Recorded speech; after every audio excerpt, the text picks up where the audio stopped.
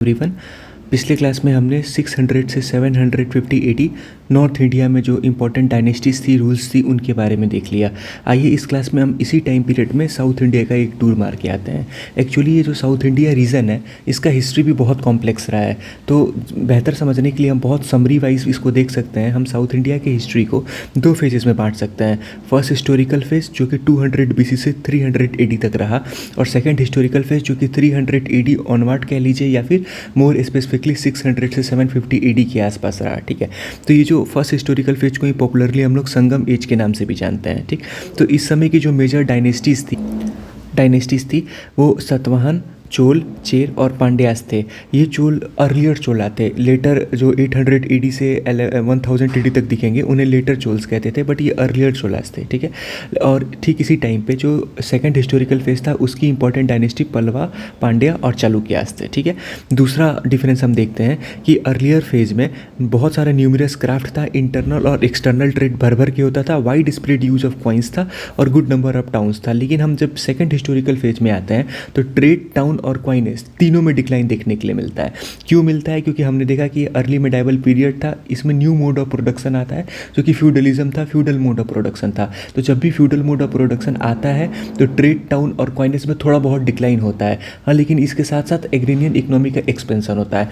एक और point of view से देखें कि आखिर ट्रेड, टाउन, कॉइनेज डिक्लाइन क्यों हुआ, तो पहले क्या था कि पैन इंडिया लेवल होता था, लाइक मौर्यास, गुप्तास वगैरह, तो ये बहुत एक्सटेंसिव लेवल पे ट्रेड करते थे, इनके पास इकोनॉमिक प्रोस्पेरिटी होती थी। ठीक है, लेकिन अब छोटे छोटे पावर आ गए, वो कॉन्स्टेंटली आपस में स्ट्रगल कर रहे हैं, रीजनल एस्पिरेशंस को एसर्ट करने की कोशिश कर रहे हैं, तो ट्रेड उससे इम्पैक्ट होता है। जब ट्रेड इम्पैक्ट होता है तो बहुत ज़्यादा इकोनॉमिकल बैकिंग नहीं मिलने के कारण टाउन का भी फ्लोरिशिंग कम हो जाता है, और जब ट्रेड कम होगा तो जाहिर सी बात है कि उसका एज अ क्वाइन जो था वो मीडियम ऑफ ट्रांजेक्शन था, तो क्वाइनेज भी डिक्लाइन होती थी। ठीक है, लेकिन अग्रेनियन इकोनॉमी का एक्सपेंशन हुआ था इस पीरियड में। क्यों हुआ था? क्योंकि जो लैंड ग्रेंट होते थे तो जाहिर सी बात होती थी कि कुछ लैंड ग्रेंट ऐसे जगह होते थे जो कि नॉन फर्टाइल एरिया थे, मतलब वहाँ पे क्रॉपिंग जनरली नहीं हुआ करती थी, बट अब उनकी मजबूरी थी कि अगर ऐसी जगह लैंड ग्रेंट पड़ गया तो उसको फर्टाइल बनाए। तो इस तरीके से अग्रेनियन इकोनॉमी का एक्सपेंशन देखने के लिए मिला था। ठीक है, तीसरा डिफरेंस अगर हम देखें तो फर्स्ट हिस्टोरिकल फेज में जो पैट्रोनेस था वो बुद्धिज़्म को था, क्योंकि हमने देखा कि वैदिक पीरियड में ब्राह्मणिकल बहुत ऑर्थोडॉक्सी की तरफ बढ़ गया था, तो उसके रिएक्शन में बहुत सारे हेटेरोडॉक्स रिलीजन निकल के आए थे, like Buddhism, Jainism and Charvaka वगैरह का स्कूल मेटेरियलिज्म को जो सपोर्ट करता था। ठीक है, लेकिन सेकेंड हिस्टोरिकल फेज में वापस से इस बुद्धिज़्म के काउंटर में दोबारा से ब्राह्मणिज्म को खड़ा करने की कोशिश की गई, जिसमें कॉन्सेप्ट ऑफ अवतारवाद वगैरह का कॉन्सेप्ट आया और ब्राह्मणिकल रिलीजन को वापस से स्ट्रेंथन करने की कोशिश की गई थी। ठीक है, और डिफरेंस देखें तो फर्स्ट हिस्टोरिकल फेज में प्रकृत जो था वो प्रीडोमिनेंट लैंग्वेज था, लेकिन लेटर सेकंड हिस्टोरिकल फेज में संस्कृत प्रीडोमिनेंट लैंग्वेज हो गया। ठीक है, ये एक ओवरव्यू समरी था साउथ इंडियन हिस्टोरिकल फेजेस के बारे में। आइए हम सबसे पहला डायनेस्टी 600 से 750 AD के बीच साउथ इंडिया की जो है वो देखते हैं। तो उसमें सबसे पहले आता है वेस्टर्न चालुक्यास ऑफ बादामी। ठीक है, सिर्फ इंपॉर्टेंट पॉइंट देखेंगे कि ये मैरीटाइम लेगेसी को एस्टेब्लिश किए थे, क्योंकि इनका नेवल पावर बहुत स्ट्रॉन्ग था। दूसरा, इनका जो कैपिटल था वो वतापी था, वतापी को ही बदामी भी कहते थे। ठीक है, तो इंपॉर्टेंट चीज़ ये क्या थी कि ये अपने आप को ब्राह्मणिकल ओरिजिन से अपना ट्रेस करते थे। क्यों? क्योंकि अगर जो किसी भी समय में उस समय का जो रिलीजन प्रीडोमिनेंट होता है तो हर रूलर यही कोशिश करता है कि वो उस रिलीजन से अपने जीनोलॉजी को जोड़ करके दिखा दे, क्योंकि उसको उससे लेजिटिमेसी मिलती है रूल करने में। तो यही कोशिश इन्होंने भी किया। ठीक है, अब इसकी इंपॉर्टेंट रूलर को देखें तो जो सबसे पहला रूलर था वो पुलकेशिन I था। ठीक, पुलकेशिन I पहला तो इंपॉर्टेंट चीज़ यही है कि he was the founder of Chalukya dynasty of Badami. दूसरा कि इन्होंने बहुत नंबर ऑफ सेक्रीफाइसेस को परफॉर्म किया। क्यों? क्योंकि ये दिखाना चाहते थे कि ये ब्राह्मणिकल ओरिजिन के थे, अब जब दिखाना है तो इनको करना तो पड़ेगा, तो ये सेक्रीफाइसेस वगैरह ढेर सारा करते थे ताकि इस्टेब्लिश करा सकें कि दे वेयर फ्रॉम ब्राह्मणिकल ओरिजिन। ठीक है, पुलकेशिन I के पास एक कृतिवर्मन I आता है। ये एक स्पेनिश रूलर था, चाहे उस समय की जो छोटी छोटी डायनेस्टी थी, लाइक कंतमराज और बनवासी, मौर्याज ऑफ कोंकण, नलाज और बस्तर एरिया, इस एक्सपेंशन किया और इनको कनकन किया था। ठीक है, उसके बाद का जो रूलर था मंगलेशा, इंपॉर्टेंट नहीं है हमारे लिए, बस क्रोनोलॉजी मेंटेन करने के लिए हमें लिखना पड़ेगा। हाँ, उसके बाद जो रूलर है पुलकेशिन II, ये हमारे लिए बहुत इंपॉर्टेंट है। पहला इंपॉर्टेंट तो इसका टाइम पीरियड ही है कि 610 से 642 AD तक इसका टाइम पीरियड रहा। ठीक है, he was the most powerful ruler of western Chalukya dynasty. ठीक है, इसका जो यूलोगी है वो कौन लिखा था? रवि कृति, और रवि कृति कहाँ लिखा था? अहियोल इंस्क्रिप्शन पे। तो ये इंपॉर्टेंट इंपॉर्टेंट है, क्वेश्चन आया भी है और आ भी सकता है कि Aihole inscription was written by Ravi Kriti, और रवि कृति किसके कोर्ट में था? पुलकेशिन II के कोर्ट में था। जब अपन हर्षवर्धन देख रहे थे तो हमने देखा कि पुलकेशिन II और हर्षवर्धन के बीच में लड़ाई हुई थी, जिसमें पुलकेशिन II ने हर्षवर्धन को हरा दिया था, और अपने हराने के बाद से पुलकेशिन II ने अपने आप को टाइटल दिया दक्षिण नाथ पथेश्वर का, मतलब लॉर्ड ऑफ द साउथ। हमने हर्षवर्धन के टाइम पे भी देखा था कि जब उसने देवसेन सेकंड को हराया था, जो कि मैत्रिकाज और बल्लवी का रूलर था, तो उसने अपने आप को भी टाइटल दिया था लॉर्ड ऑफ नॉर्थ का। तो उसी तरह जब पुलकेशिन II ने हर्षवर्धन को हराया तो अपने आप को टाइटल दिया लॉर्ड ऑफ साउथ का। ठीक है, इसके साथ कुछ इंपॉर्टेंट बातें कि पुलकेशिन II ने पर्शियन किंग उस समय जो था खुसरो II, उसके कोर्ट में अपने एम्बेसी को भेजा था। ठीक है, ह्यूआन सांग हर्षवर्धन के कोर्ट में तो आया ही था, वो पुलकेशिन II के भी कोर्ट में गया था और बताया कि पुलकेशिन II जो था वो हिंदू था, लेकिन वो टॉलरेंट था। एक्चुअली इस समय के मोस्टली रूलर 99% रूलर जो थे वो टॉलरेंट ही होते थे। ठीक है, अब देखिए हम ये देखेंगे कि इस वाले रीजन में चालुक्यास का रूल था और यहाँ पे कहीं ना कहीं पल्लवाज रूल कर रहे थे, तो इनके बीच में कांस्टेंट स्ट्रगल होगा, इसीलिए चालुक्यास और पल्लवाज के बीच में भी कांस्टेंट स्ट्रगल देखने के लिए मिला था। उसका एक एग्जांपल जो कि पुलकेशिन II से कनेक्ट किया जाता है कि पुलकेशिन II ने महेंद्र वर्मन फर्स्ट, जो कि पल्लवा का रूलर था, उसको डिफीट किया था, लेकिन वो नरसिम्हा वर्मन फर्स्ट, जो कि पल्लवा का रूलर था, उससे डिफीट हो गया था। ठीक है, तो हम एक इंपॉर्टेंट चीज़ यही है कि Pulakeshin II defeated Mahendra Varman one, but he was defeated by Narasimha Varman first. ठीक है, तो महेंद्र वर्मन फर्स्ट को हराया था, लेकिन नरसिम्हा वर्मन फर्स्ट से हार गया था। ठीक है, इसके बाद जो रूलर्स हैं वो विक्रमादित्य फर्स्ट हैं। विक्रमादित्य फर्स्ट ने अपने आप को टाइटल राजा मल्ला का दे रखा था और इन्होंने में भी पल्लवास पर अटैक किया और उनको कुछ समय के लिए बादामी के एरिया से भगा दिया था। विक्रमादित्य वन के बाद से जो सेकंड नेक्स्ट रूलर है वो विक्रमादित्य सेकंड है। विक्रमादित्य सेकंड के टाइम पे जो वतापी डायनेस्टी थी वो अपने पीक पे पहुंच गई। इन्होंने पल्लवाज के ऊपर विक्ट्री इस्टेब्लिश किया उनके राजा नंदी वर्मन सेकंड को हरा करके। ठीक है, और जब ये हराया तो उन्होंने विक्ट्री पिलर कैलाशनाथ टेम्पल पे एक विक्ट्री पिलर इस्टेब्लिश किया, कंस्ट्रक्ट करवाया। तो ये क्वेश्चन बन सकता है यहाँ से कि किसने कैलाशनाथ टेम्पल के पास विक्ट्री पिलर एरेक्ट करवाया था? तो वो था विक्रमादित्य सेकंड। क्यों कराया था? क्योंकि उसने पल्लवा के रूलर नंदी वर्मन सेकंड को हराया था। ठीक है, उसके बाद जो है Kriti Varman one of the last rulers of this dynasty था। इसको फाइनली जो हम जब त्रिपाठाइट स्ट्रगल देखेंगे तो देखेंगे कि राष्ट्रकूट पावर था, राष्ट्रकूट का जो फाउंडर था दांती दुर्ग, उसने फाइनली डिफीट किया कृति वर्मन सेकंड को, और पल्लवा जो था वो पॉलिटिकली रूप से बहुत वीक हो गए, ऑलमोस्ट खत्म ही हो गए। बट पल्लवा सिर्फ पॉलिटिकली स्ट्रांग नहीं थे, वो कल्चरली भी बहुत स्ट्रांग थे। ये एसर्ट करते थे अपने कल्चर को, क्योंकि ये जाने जाते थे आर्ट एंड आर्किटेक्चर को डेक्कन के एरिया में। टेम्पल आर्किटेक्चर में हमने नागार, द्रविड़ और वेसार 3 स्टाइल ऑफ टेम्पल आर्किटेक्चर होते हैं। तो जो वेसार स्टाइल ऑफ टेम्पल आर्किटेक्चर था जो कि डेक्कन के एरिया में था, उसको पहली बार पेट्रोनेज पल्लवाज नहीं दिया था। तो ये जो वेसार स्टाइल ऑफ टेम्पल बिल्डिंग है ये इसका पेट्रोनेज दिया और यहीं से इसका डेवलपमेंट हुआ था। ठीक है, तो हाल ये आर्ट एंड कल्चर पॉइंट है, बट अपन इसमें डिस्कस कर सकते हैं कि ये जो वेसार स्टाइल ऑफ टेम्पल बिल्डिंग था इसका डेवलपमेंट 3 फेजेस में था। अगर हम अर्ली फेज के बारे में बात करें तो कोई भी अगर टेम्पल का ओरिजिन हो रहा है तो वो उसका ओरिजिन केव साइड से ही हो रहा था। ठीक है, तो अर्ली फेज में जो प्रीडोमिनेंट था वो केव टेम्पल था, केव होता था और उसी को टेम्पल की तरह डीटी रख करके उसको पूजा पाठ किया जाने लगा। तो अहियोल और बादामी ये 2 इंपॉर्टेंट एरिया थी जहाँ से कि early phase of temple architecture देखने के लिए मिलता है।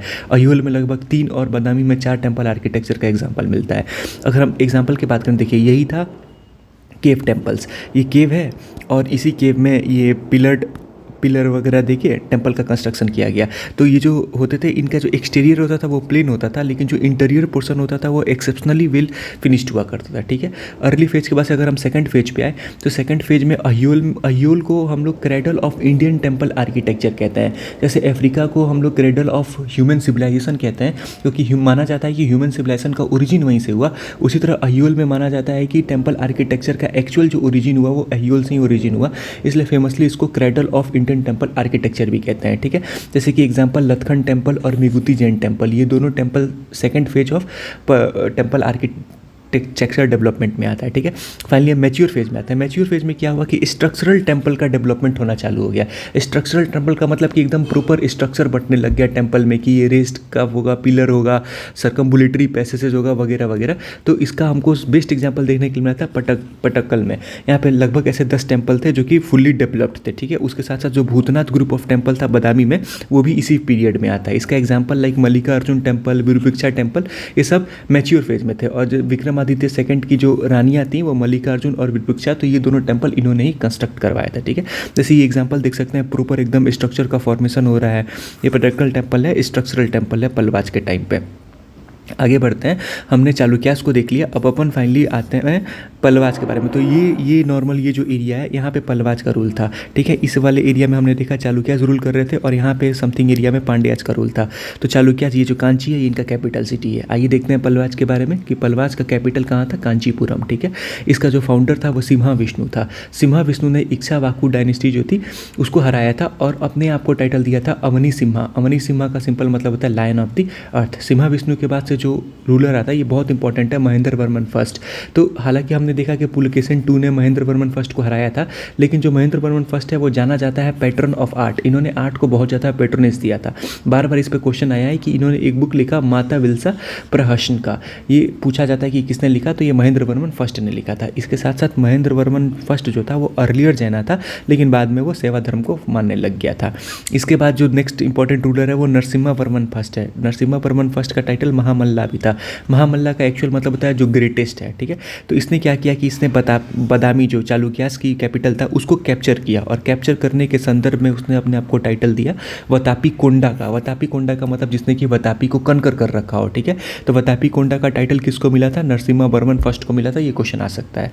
और ये जो पैटर्न था ये भी आर्किटेक्चर को बहुत ज़्यादा पैटर्न देता था, क्योंकि हमने देखा कि जो ममालापुरम में इसने एक पोर्ट का डेवलपमेंट कराया था। इसके साथ साथ जो महाबलीपुरम का रथास टेम्पल है उसका भी कंस्ट्रक्शन चालू हुआ था नरसिम्हा वर्मन फर्स्ट के टाइम पे। रथास टेम्पल का क्या मतलब था, जैसे ये टेम्पल देखिए ये रथ लाइक स्ट्रक्चर होता था और इसी को टेम्पल का फॉर्म दे करके इसी में डीटी रख करके इसको पूजा जाता था, ठीक है। तो सबसे इंपॉर्टेंट चीज़ यही है कि रथास टेम्पल जो था महाबलीपुरम का, एक तो वो पल्लवाज के टाइम पे था और मोर स्पेसिफिकली जाए तो नरसिम्हा वर्मन फर्स्ट के टाइम पे उसका डेवलपमेंट चालू हुआ था, ठीक है। उसके बाद से ये लेसर इंपॉर्टेंट रूलर्स थे, काम के नहीं है। महेंद्र वर्मन फर्स्ट हो गया या फिर परमेश्वर वर्मन फर्स्ट हो गया, ये हमारे काम के नहीं है। जो फिर आगे काम का रूलर आता है वो नरसिम्हा वर्मन सेकंड आता है। नरसिम्हा वर्मन सेकंड को राजा सिम्हा का भी टाइटल दिया गया था, ठीक है। इसके लिए इंपॉर्टेंट चीज़ क्या है कि जो कैलाशनाथ टेम्पल है कांचीपुरम का उसका कंस्ट्रक्शन नरसिम्हा वर्मन सेकंड ने कराया था। बहुत इंपॉर्टेंट है क्योंकि कैलाशनाथ टेम्पल दो जगह था। एक कैलाशनाथ टेम्पल एलोरा में था जो कि राष्ट्रकूट का राजा कृष्ण सेकंड ने कराया था, ठीक है। तो कंफ्यूज नहीं होना है। और ये कैलाशनाथ टेम्पल कांचीपुरम का है, इसका जो कंस्ट्रक्शन है वो नरसिम्हा वर्मन सेकंड ने कराया, ठीक। इसके साथ साथ महाबलीपुरम का जो सोर टेम्पल है उसका भी कंस्ट्रक्शन नरसिम्हा वर्मन सेकंड ने कराया था और चाइना में इसने अपने एम्बेसडर को भी सेंड किया था। फाइनली क्या होता है कि जो डांती वर्मन था ये ऑलमोस्ट इनका लास्ट रूलर्स में से एक था। उस समय जो राष्ट्रकूट का रूलर था गोविंद III उसने इनको डिफीट किया और कांची को इन्वेट कर दिया। फाइनली क्या होता है कि पूरी तरीके से पल्लवाज डायनेस्टी खत्म होती है 893 AD में, जब आदित्यवन चोल का एक रूलर था उसने पल्लवाज पे अटैक किया और ऑलमोस्ट पूरी तरीके से पल्लवाज को खत्म कर दिया, ठीक है। आगे देखते हैं पांड्याज के बारे में। पांड्याज का हमने रीजन देख लिया था, तमिलनाडु एरिया वगैरह में इनका रूल था। इनका जो कैपिटल था वो मदुरई था, ठीक है। इनके बारे में हमारे पास बहुत ज़्यादा इन्फॉर्मेशन नहीं है क्योंकि बहुत ज़्यादा यूलोगी नहीं लिखते थे, इंस्क्रिप्शन बेस्ड हिस्ट्री इनकी बहुत कम है, ठीक। पांड्याज को जो वन ऑफ इंपॉर्टेंट रूलर है वो राजा सिम्हा है। राजा सिम्हा ने भी पल्लवाज को हराया था और उनको हराने के बाद अपने आप को टाइटल दे रखा था पल्लवा भंजन का, जिसने पल्लवा को हरा रखा हो, ठीक है। राजा सिम्हा के बाद से नेंदू जदियन इनका ये रूलर था। लेकिन फाइनली क्या देखते हैं कि 10th सेंचुरी आते आते तक पांड्यास रूल भी कम्प्लीटली खत्म हो जाता है क्योंकि जो चोल थे उन्होंने कनकर कर लिया था और इस पूरे इलाका में चोल का प्रीडोमिनेंस हो गया, ठीक है। ये हमने 3 मेजर डायनेस्टी देखा, बट बस सिर्फ रीजन क्लियर करने के लिए हम देख सकते हैं कि 2 छोटी छोटी और डायनेस्टीज थी इस टाइम पे। एक कदम्बास थे बनावसी एरिया के, और ये बनावसी एरिया कहाँ है तो जो नॉर्दर्न कर्नाटका और कोंकण मतलब गोवा का जो एरिया है वहाँ पे ये रूल करते थे कदम्बनाज, ठीक है। ये अपने आप को ब्राह्मणिकल ओरिजिन से क्लेम करते थे। जो इनका फाउंडर था वो मयूर शर्मन था और इसने भी पल्लवाज को हरा रखा था, ठीक है। उसके बाद से जो दूसरी डायनेस्टी थी वो वेस्टर्न गंगा थी, मैसूर की डायनेस्टी थी, ठीक है। और ये कहाँ था, ये सदर्न कर्नाटका में था। ये जो लैंड ग्रांट देते थे जैनाज को देते थे। तो इंपॉर्टेंट क्या था कि कदम्बनाज और बनावसी जो थे वो ब्राह्मणिज्म को पेट्रोनेज देते थे, जबकि वेस्टर्न गंगा ऑफ मैसूर जो थे वो जैनाज को पेट्रोनेज देते थे, ठीक है। इसके साथ कुछ इंपॉर्टेंट पॉइंट कि जो कांची था पल्लवाज डायनेस्टी का जो कैपिटल था वो great centre of Sanskrit learning था, क्योंकि यहाँ पे 2 बहुत बड़े राइटर्स हुए, एक थे भैरवी, दूसरे थे दंडिन। भैरवी की किताब का नाम क्या था, किरत अर्जुनियम, और दंडिन की किताब का नाम क्या था, 10 कुमार चरित्रम। तो इनके वजह से कांची में बहुत ज़्यादा संस्कृत पे काम होता था, इसलिए वो great centre of Sanskrit learning बना था, ठीक है। इसके अलावा देखें कि जो most of the Pallavas ruler थे वो डिवोटी थे शिवा के ही, सिर्फ एक्सेप्ट 2 याद रखिए, बाकी जो भी है वो शिवा मारना है। सिम्हा विष्णु और नंदी वर्मन ये दोनों विष्णु के वैष्णवाइट थे, उनको मानते थे। बाकी जितने भी रूलर्स पल्लवा डायनेस्टी के थे वो सारे शिवा को मानने वाले थे, ठीक है। तो अगर अपन ब्रीफ देखें तो हम लोग चालुक्य डायनेस्टी के बारे में देख लिए हैं, ठीक है। पल्लवा डायनेस्टी के बारे में देख लिए, पांड्यास डायनेस्टी के बारे में देख लिए। तो अभी तक हमने देखा गया। तो 600 से 750 AD का टाइम पीरियड हम लोग देख रहे थे, ठीक है। इस टाइम पीरियड को हमने डिवाइड करा था दो पार्ट में, एक नॉर्दर्न इंडिया का पार्ट था, दूसरा सदर्न इंडिया का पार्ट था। नॉर्दर्न इंडिया में हमने कौन कौन सी डायनेस्टी देखी, तो हमने पुष्यभूति डायनेस्टी देखी थानेश्वर की, उसके बाद से हमने मोखारिज को देखा कन्नौज का, और मैत्रिकाज को देखा बल्लवी का, ठीक है। साउथ इंडिया में हमने 3 इंपॉर्टेंट रूल को देखा था, पल्लवाज, चालुक्यास और पांड्याज के बारे में। आगे क्या देखेंगे, आगे हम बढ़ेंगे 750 AD से 1000 AD के बीच में हमें त्रिपटाइट स्ट्रगल देखने के लिए मिलेगा। किन किन ये तीनों लड़ेंगे कन्नौज के लिए, एक तरफ पाल होगा, एक तरफ राष्ट्रकूट राष्ट्रकूट होगा और तीसरी तरफ गुर्जर प्रतिहार होगा। ये कन्नौज के एरिया के लिए लड़ाई करेंगे, ट्राइपटाइट स्ट्रगल। इसी ट्राइपटाइट स्ट्रगल के कारण क्या होगा कि एक वॉइड क्रिएट होगा इंडिया के नॉर्थ वेस्टर्न बाउंड्री पे, क्योंकि गुर्जर प्रतिहार वहाँ पे थे, लेकिन इस स्ट्रगल के कारण गुर्जर प्रतिहार बहुत वीक हो गया, और गुर्जर प्रतिहार वीक हो गया तो फिर से छोटे छोटे पावर में टूटा, तो फिर से यहाँ पे नॉर्थ वेस्टर्न फ्रंटियर पे एक बाउंड्री वाइड हुआ, और यहाँ से इसी कारण से क्या हुआ, मौका मिल गया, मोहम्मद बिन कासिम यहाँ पहले आया, मतलब फॉरेन इन्वेजन्स चालू हो गए। 712 AD के आसपास मोहम्मद बिन कासिम आता है, फिर उसके बाद से क्या फाइनली गजनी का अटैक होना चालू होता है, फिर फाइनली घुरी का अटैक होगा, और ये सब मतलब एक स्टार्टिंग पॉइंट है, कासिम, गजनी, घुरी, और फाइनली यहाँ पे क्या होगा, एक पूरी तरीके से नया दिल्ली सल्तनत का फॉर्मेशन होगा। तो यही था कि इनके बीच में कांस्टेंट स्ट्रगल था, कांस्टेंट स्ट्रगल के कारण ये जो नॉर्थ वेस्टर्न बाउंड्री था वो वीक पड़ गई, इसलिए फॉरेन इन्वेजन इतना सक्सेसफुल हो गया था। अगर पैन इंडिया लेवल रहता तो शायद फॉरेन इन्वेजन उस समय उतनी जल्दी नहीं आ पाता। ये हम लोग आगे वाली क्लास में देखेंगे। Thank you.